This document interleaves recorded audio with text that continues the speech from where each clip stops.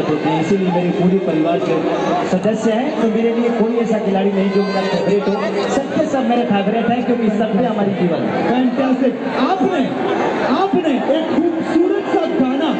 खूबसूरत सा गाना लिखा है, गाया है और इसमें डांस भी किया है।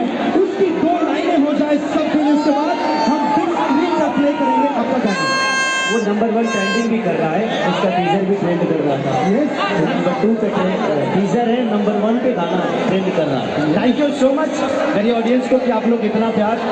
और की मारी ना छक्का मारे चोरा, की मारी ना छक्का मारे चोरा, देखो super chance Lucknow. Thank you so much, आप इतने प्यारे हैं और आप सबके बीच में पहली बार मैं जीवन में टाइम निकाला और आप सबके लिए कि आपने इतनी मोहब्बत दी। जाने से पहले ये आपका गाना जो